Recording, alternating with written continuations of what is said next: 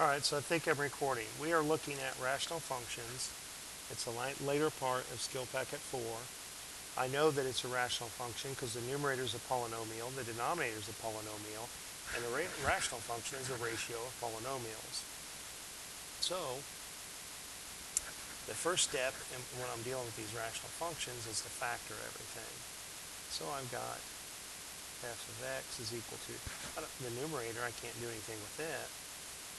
The denominator, both of these are divisible by 4, and I have a negative value, so I'm going to factor out a negative 4. And negative 4 times a positive 4 is there. Alright, so it wanted the domain. So the domain of this function is all real numbers. It's a set of all x, such that x is an element of the set of real numbers, and x is not equal to negative 4. Because negative 4 causes division by 0. If you want to write this in integral notation, it's from negative infinity up to negative 4, excluding negative 4, all the way out to positive infinity. We're just excluding a single value. Now, when we exclude numbers from the domain, if you have a rational function, it will appear in the graph as either a whole or a vertical asymptote. Okay. Here, we did not have any common factors, so this is going to be a vertical asymptote. Had this x plus 4 canceled with an x plus 4 in the numerator, it would have been a whole. But I know that this is a vertical asymptote. Vertical asymptotes are always lines of the form x equals, and when you throw it out of the domain, it creates a vertical asymptote. There was nothing that canceled, so there are no holes in this graph. Alright, and that's all it wanted. We've answered everything they wanted. They wanted the domain. We gave them the domain, all real numbers except negative 4. It wanted the holes in the graph. There was no common factors that canceled, therefore there was no holes.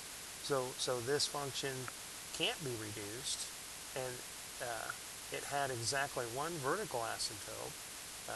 This denominator, x plus 4 equals 0, x equals negative 4, and there's my vertical asymptote. So hey, let's do another one on the same video. Alright, so let's take a look here. We want to do this in the same way. We started out in the last video by recognizing it was a polynomial divided by a polynomial.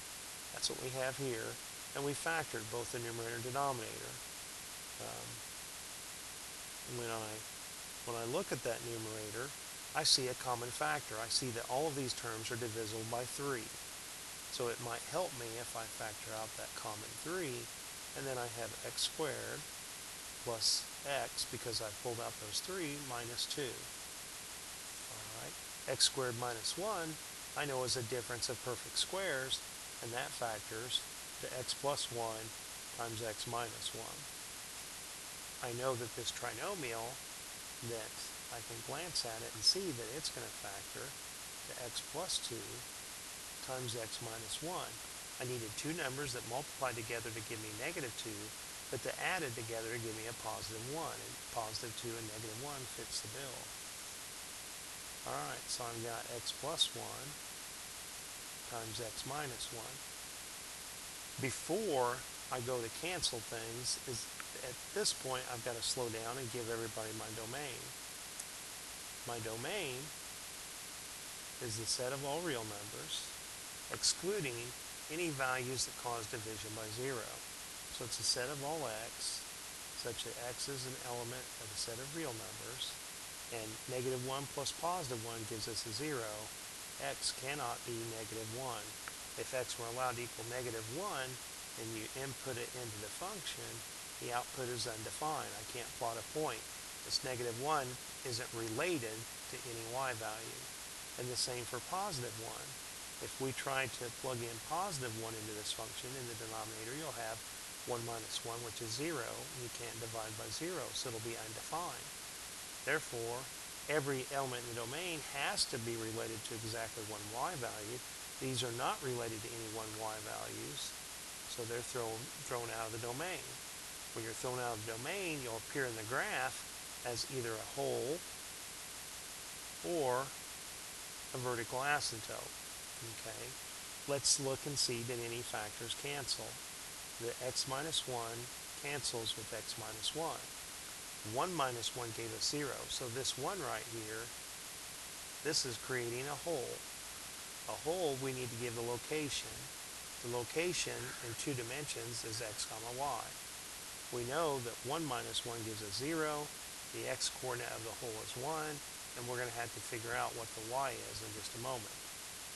What remained, what didn't cancel, this x plus 1 in the denominator, negative 1 plus 1 gives us 0. Since it didn't cancel, this x equals negative 1 is a vertical asymptote.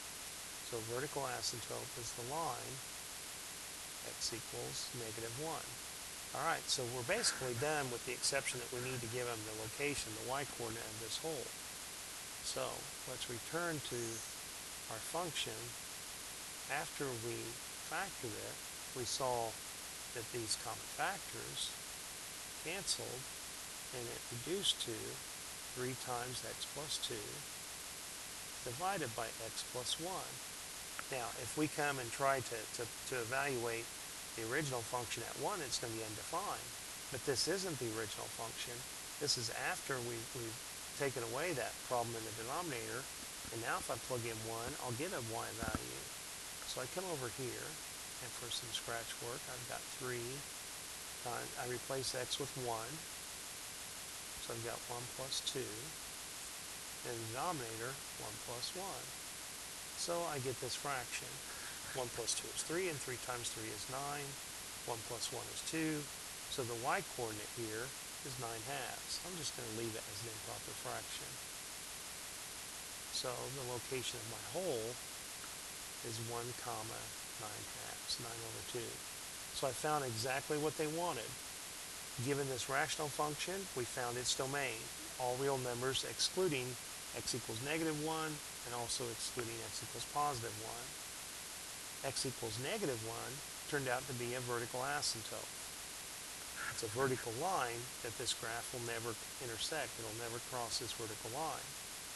X equals positive 1 was the x coordinate of a hole. We found that its y value, not by plugging it into the original function, but using this reduced function and getting a corresponding y value. This point is not a point on the graph, it's the exact opposite. It's a hole in the graph. That's our answer for problem number 4, and I hope that helps. Talk to you later.